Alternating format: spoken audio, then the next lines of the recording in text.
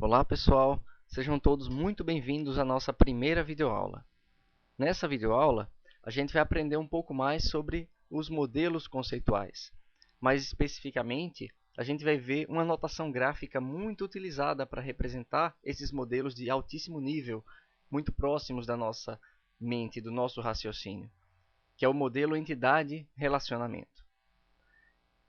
Por essa razão, o roteiro da aula de hoje começa explicando justamente isso, né? O que são entidades? Quais são os elementos principais que a gente precisa armazenar?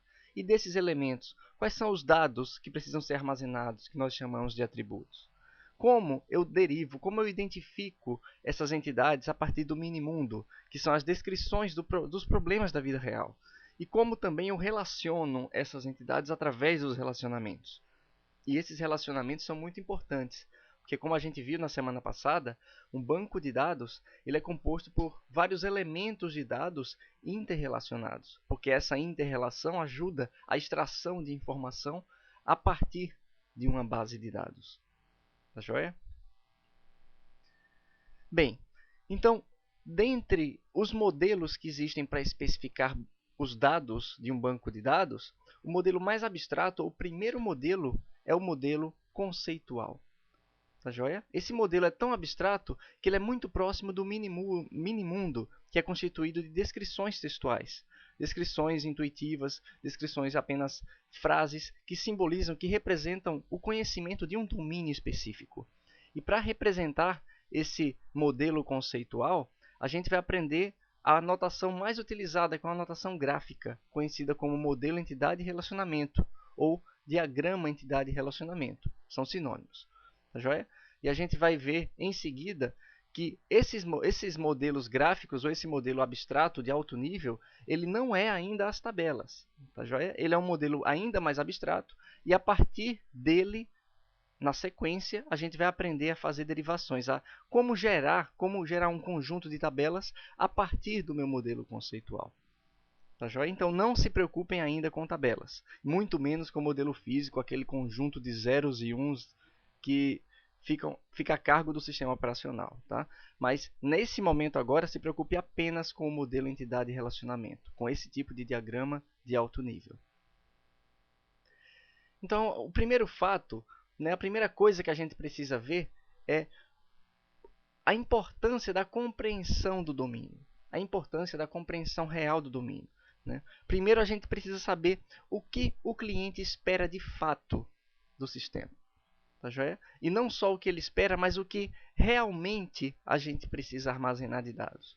Né? Baseado tanto no questionário do cliente, um conjunto de perguntas que nós temos que ser hábeis a fazer para o cliente, mas também no nosso conhecimento do domínio específico que o sistema se aplica. A partir desses dois conjuntos de informações, a gente precisa derivar as informações ou o conjunto de dados, né, as entidades principais do domínio que a gente se propõe a resolver, se propõe a representar os dados.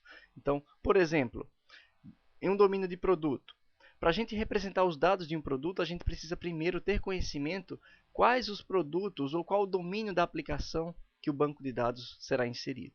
Se for uma biblioteca, então vai precisar de título, de autores, da natureza de cada publicação, se é artigo, se é livro ou coisas do tipo. Do mesmo jeito, um pedido. Né? Então, o pedido ele vai ter uma quantidade, pode ter um preço, pode ter uma data que o pedido foi efetuado e assim por diante. Já então, o cliente faz um pedido, isso aí faz parte da lógica do negócio, que também deve ser entendida, e o pedido contém produtos. Então, nesse pequeno exemplo, a gente tem que ter conhecimento de quem é o cliente, quais os dados do cliente que eu preciso armazenar, como é feito o pedido, quais os dados relevantes do pedido, se vai ter número de nota fiscal e etc. E quais os produtos, né, quais os dados relevantes para representar cada produto. Sendo assim, a gente vê que o modelo conceitual, né, ou modelo entidade e relacionamento, é um modelo muito abstrato, cujo objetivo é representar as instâncias conceituais principais do seu sistema. Só que essas instâncias precisam ser relacionadas. Então, além das entidades, que são os elementos principais do nosso estudo, existem também os relacionamentos. que são a forma como as entidades estão ligadas entre si. Mas tanto entidades quanto relacionamentos, elas têm atributos de dados, que são justamente os campos ou o esquema, né? Mais adiante, a gente vai ver que isso tudo vai gerar o esquema das nossas tabelas, no futuro, na próxima etapa. E esses campos, tanto das entidades quanto dos relacionamentos, são relacionados, são representados através de atributos. A gente vai ver que tanto entidades, quanto atributos, quanto relacionamentos, têm alguns tipos, algumas categorias semânticas dentro do modelo entidade e relacionamento. Por exemplo, uma entidade pode ser forte ou fraca. A gente vai ver o que significa isso. Atributos. Pode ser um atributo-chave, um atributo comum, um atributo monovalorado ou multivalorado, pode ser um atributo simples ou composto, e a gente vai ver o que isso significa e como representá-lo dentro do modelo entidade e relacionamento, dentro do diagrama entidade e relacionamento. Então, note que esse modelo de alto nível, né, o modelo conceitual de uma maneira geral, ele é um modelo baseado na percepção do mundo real, porque ele é muito próximo dessa realidade, muito próximo do raciocínio humano. Né? Então, ele consiste num conjunto básico de entidades que contêm dados a serem armazenados e relacionamentos entre essas entidades. As entidades são objetos que existem no mundo real, né? Têm uma identificação distinta e um significado próprio de acordo com o domínio específico. Mas ainda para representar esses objetos, essas entidades, a gente precisa identificar atributos ou características que serão armazenadas de cada um. Esses atributos, por sua vez, são os campos, né? São os elementos que caracterizam aquela entidade. Em outras palavras, né, você como administrador de banco de dados, talvez fique mais claro essa outra definição de atributo. Atributos são os campos de dados que eu preciso armazenar para representar uma entidade ou um relacionamento. Então, o que caracteriza um funcionário? Por exemplo, digamos que nesse contexto específico, um funcionário sempre vai ter matrícula, nome, data da admissão no serviço. Então, perceba o quanto os atributos estão relacionados com o esquema da tabela. Joia? Bem, então, já os relacionamentos, eles são ligações entre entidades. Tá? Os relacionamentos são muito importantes no sentido conceitual da palavra, né, para poder melhorar a descrição ou o refinamento semântico do modelo entidade e relacionamento. Então, nesses exemplos daqui, frases como aluno faz provas, lojista vende roupas, cliente realiza pedido. Perceba que cliente ou aluno ou prova ou lojista, roupa, pedido, tudo isso aí são entidades, são objetos representativos do mundo real. Né? Um aluno existe no mundo real. Só que o aluno ele também tem características como nome, matrícula, endereço, isso aí tudo, isso aí são os atributos dessa entidade aluno. Só que aluno tem uma ligação muito grande com prova. Prova, por sua vez, tem os seus índices aqui, os seus indicadores. Qual o número da prova, a primeira prova, a segunda prova, qual a disciplina da prova e etc. Né? Quantas questões tem a prova, mas perceba que entre aluno e prova existe uma ligação muito grande, que essa ligação é feita através do verbo fazer. Quer dizer, um aluno faz provas. Provas são feitas pelo aluno.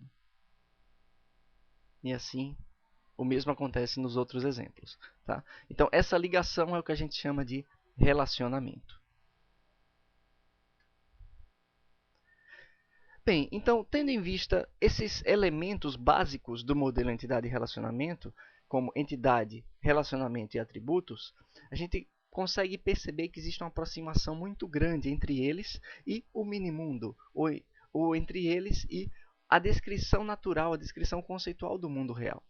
Né? Então, o minimundo ou as descrições textuais são a base para a especificação da estrutura do modelo conceitual. Né? E esse minimundo contém as principais necessidades de uma organização, tá? Como banco, hospital, escola, supermercado, seja qual for o domínio. Mas lembrando que a gente já viu isso também na semana passada, na primeira semana, mas cada domínio específico tem que ter o banco de dados tem que se referir. Tá joia? Não faz sentido um banco de dados muito geral. Ele tem que representar os conceitos de um domínio específico. Só para exemplificar, então, a seguinte frase, a seguinte sentença. O supermercado possui vários funcionários. Esses funcionários são identificados por um código. Ainda serão registrados nesses funcionários o nome de cada um, o cargo que eles ocupam, o salário e o telefone.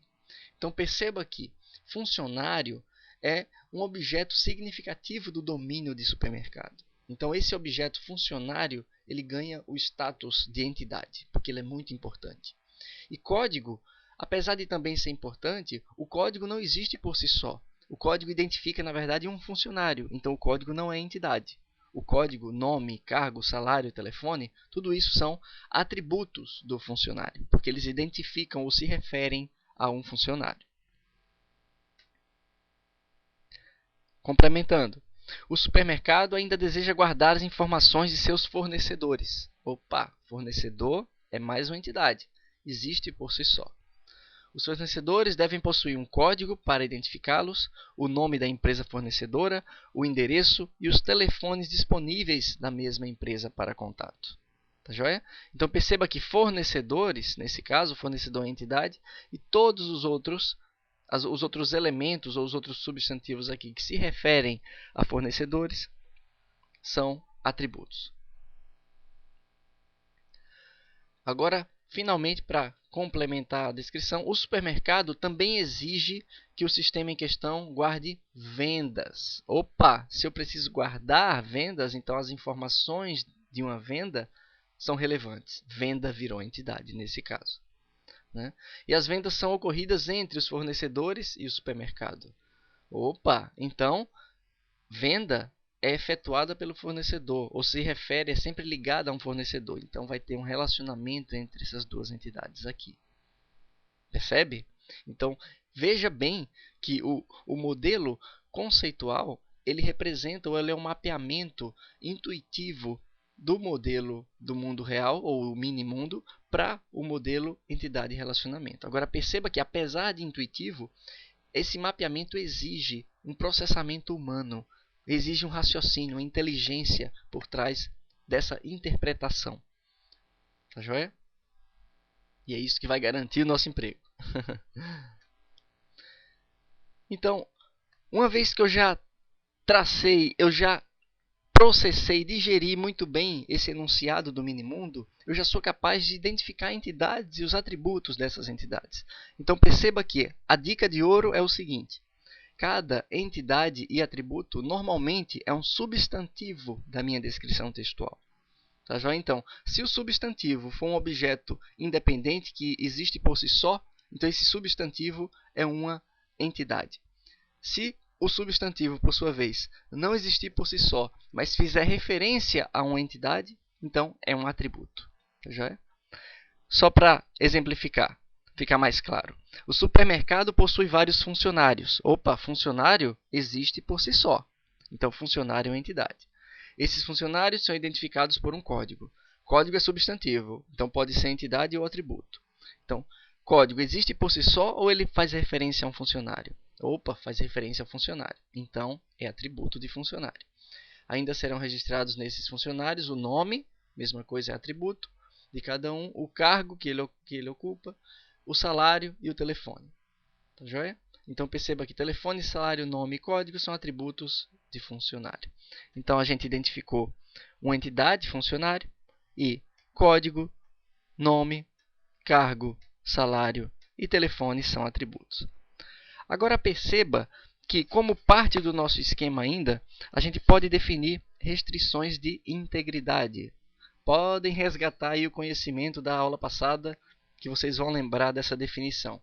Uma restrição de integridade, ela na verdade se refere a uma regra que o SGBD futuramente vai verificar sempre que a gente for inserir ou alterar um dado da tabela, um dado do nosso banco de dados, uma instância do nosso banco de dados. Então, um exemplo de uma boa restrição de integridade nesse caso seria com relação ao atributo código. O que é que vocês acham? É possível ter dois funcionários com o mesmo código?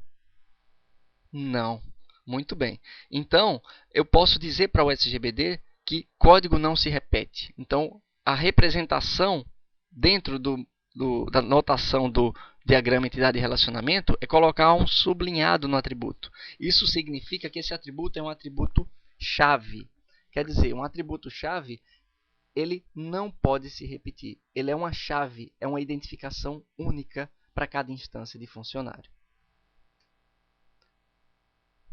Continuando, né? O supermercado ainda deseja guardar informações de seus fornecedores. Então, fornecedor, que poderia ser atributo ou entidade, ele existe por si só, não faz referência a nenhum outro substantivo. Então, ele é uma entidade. Fornecedor tem código, endereço e telefones. Então, e nome também, desculpa. Então, o fornecedor, que é uma entidade, ele vai ter código, nome, endereço e telefones. Opa! O que é que está estranho nessa figura? Vou dar 5 segundos para vocês tentarem descobrir. Conseguiu? Perceba que todos os atributos, com exceção de um, estão todos no singular. Código, eu só tenho um. Nome, também só tenho um, está no singular. Endereço também está no singular. Mas telefones está no plural. Então, esse atributo telefones, ele é diferente dos demais, ele é especial. É o que a gente chama de atributo multivalorado. Tá joia? Então, esse atributo, ele tem um segundo contorno, uma segunda linha ao redor da elipse. Tá joia? Então, perceba aqui, enquanto entidades são representadas por retângulo, o atributo simples tem elipse, o monovalorado, e o atributo multivalorado tem uma elipse dupla. Isso significa que cada fornecedor pode ter vários telefones, vários números de telefone. Tá joia?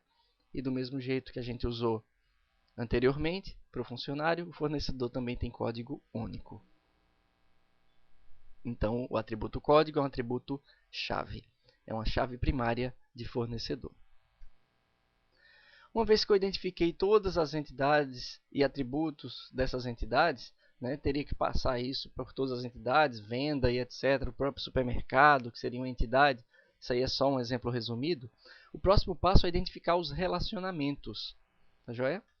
Então, perceba que o supermercado também exige que o sistema em questão guarde vendas ocorridas entre fornecedores e o próprio supermercado. Então, essa venda ela ocorre entre o fornecedor e o supermercado. Então, perceba que o verbo ou o substantivo, o verbo substantivado ocorrida aqui, né, no caso é um verbo no passado. Então, os verbos normalmente representam os relacionamentos. Tá joia? Então, um bom nome para esse relacionamento poderia ser realizar ou ocorrer. Né? Então, verbos da descrição são candidatos a serem relacionamentos. Sempre que você vê substantivo, você lembra de entidade ou atributo. São candidatos. Os substantivos podem virar entidades e podem virar atributos. Ou podem não virar nada. É só um alerta para você interpretar e pensar. Já os verbos podem virar relacionamentos. Então, o relacionamento de venda, né? O relacionamento de realizar, quem é que realiza a venda? Né? Os fornecedores realizam venda. Tá joia?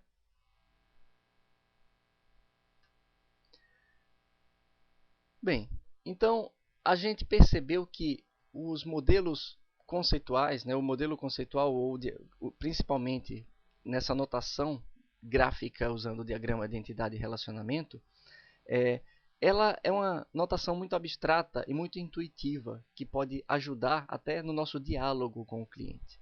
Essa representação abstrata ela deve ser feita, ela tem que ser feita, é essencial que ela seja feita para qualquer sistema, principalmente para sistemas complexos, tá? Porque é muito comum no mercado, principalmente para quem não estuda banco de dados, partir para um projeto de banco de dados diretamente para as tabelas, pensando direto em tabela.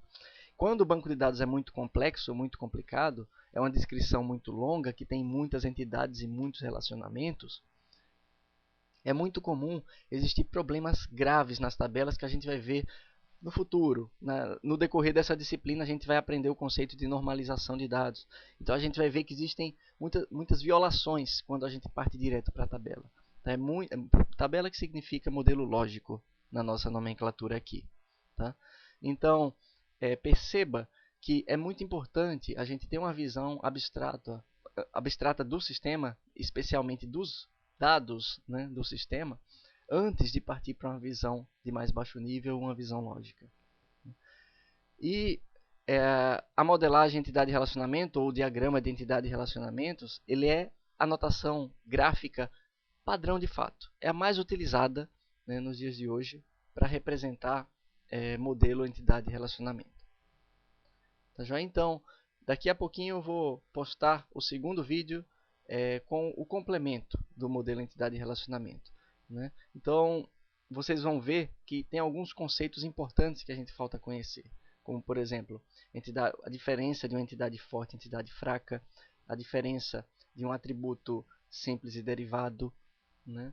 O que é um atributo-chave, o que é uma chave simples e composta. Então, uma série de conceitos complementares que a gente vai ver. O que vocês devem guardar dessa primeira parte do curso, dessa primeira apresentação do modelo entidade de relacionamentos é: uma entidade, ela representa um elemento importantíssimo do mundo real, que é representado como um retângulo.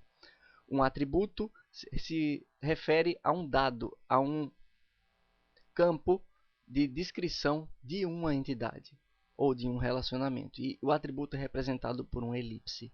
E o relacionamento é o que dá a ligação semântica entre entidades do modelo entidade e relacionamento. Tá?